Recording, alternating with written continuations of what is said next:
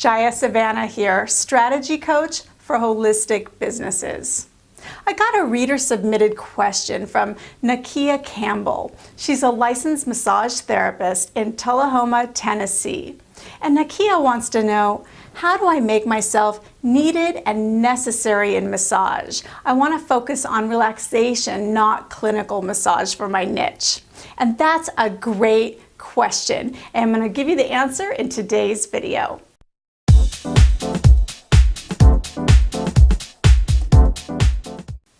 First, let me preface my answer by giving you 3 qualifiers that any potential client must meet in order to be considered a long-term client prospect for you. All right, number 1, someone must want what it is that you do. So obviously if someone doesn't want massage therapy or it doesn't want your particular style of services, then it's not going to go anywhere. The second qualifier that someone must meet is that they need what you do. They've got to not just want it, but need it enough that they really want to make sure that they have you in their life. And that's kind of the core of your question. The third qualifier that someone must meet is that they can afford what you do. Obviously, if they really truly can't afford it or don't want to afford it because they don't feel that they need it or want it enough, then they're not going to be a long-term candidate. Okay, so you want to try to find those people that want, need, and can afford what you do. Now, for any potential client to kind of get in a groove with you and start to become a long-term client, you've got to be able to help them tap into that need so that they keep coming back. And I've got a 3-step process that's going to help you do that with every client that comes through your door. And this is not just for massage therapy, this is true for any wellness-based business. The key to making these steps work is you're going to find ways to bridge the mind and body connection of your client, all right? And have that be communicated with you so you can get to know them better and become an advocate for their self-care. So the first step is to tune in, and this happens at the very first client appointment. So, beyond asking them, basic background questions, do they have injuries? Is there anything, in particular bothering them today? I want you to ask questions that open up the mind-body connection and help them become aware of their tension, okay? And I'm going to focus on tension here because for relaxation-based, massage, that's really key. And I don't just mean body tension, but I mean the emotional triggers and that emotional tension too, because that is where your work is very powerful. So on the body level, ask them questions like, are you aware of any tension patterns where you might hold tension in your body? Okay, and let them think for a moment and connect, and they'll tell you, yeah, I hold it in my shoulders or my, my quads or my back. Okay, let them connect that for you. And some clients may be so locked up they don't even know, but you asking that question will get them to connect for a moment and think about the connection of where they hold that tension in their body. Now, it's also important to open up the emotional connection between you and your client and themselves. And so you should also be asking a question that is more emotional in nature. Something along the lines of, is there anything in your life that causes your tension to get worse?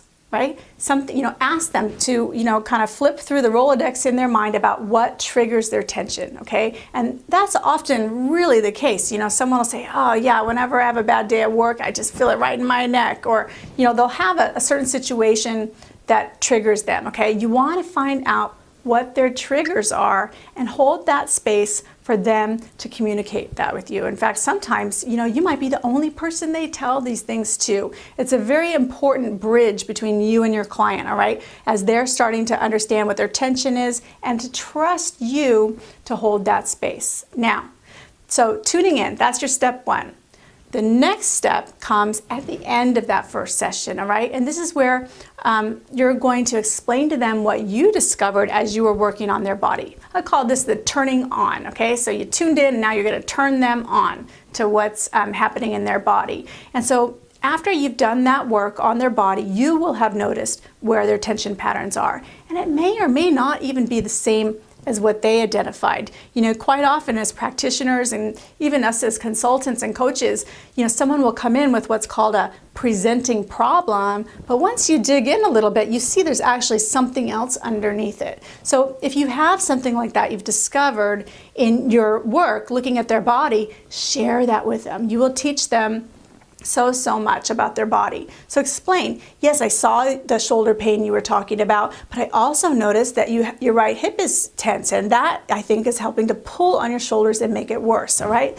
Those kind of things, those interconnections, if you can teach your clients that information and turn them on to that, you are going to be switching on the light bulbs of how their tension works and helping them self-identify, and they're going to see you as a need because you're teaching them something they didn't know about themselves.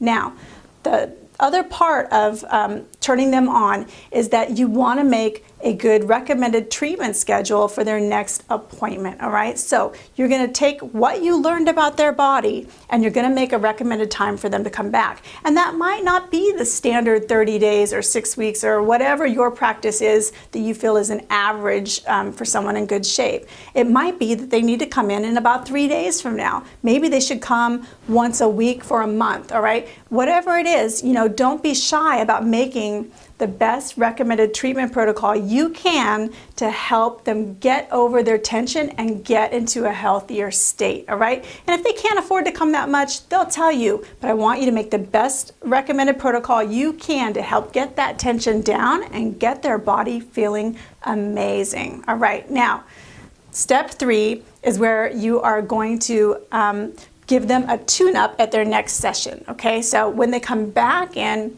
for their next appointment, the tune-up part is basically a lot like the step 1, but you're following up on what happened in between that last appointment, okay? So ask them, so how's your tension now? Follow up on the same questions you asked in the beginning. How's your tension now? Well, did it get triggered? Oh, so how many weeks after your appointment did you start to feel the tension again? Or maybe not even how many weeks, but how long? You know, maybe their tension came back the next day. You need to find out what their tension pattern is this way. So you're keeping that conversation going, all right? And that whole process teaches them, it helps them identify their needs, and it will help them stay on a treatment program with you so that they can get those needs met on a regular basis. So I hope that helps. If you have any more questions, you or anybody else watching, please leave a comment below and I will get back to you. And if you would like to have your question answered in a future video, there's a form to ask me a question on the blog page right next to this video, and you can submit your question to me and I will see you on the next video. All right, thanks for watching and I will see you soon.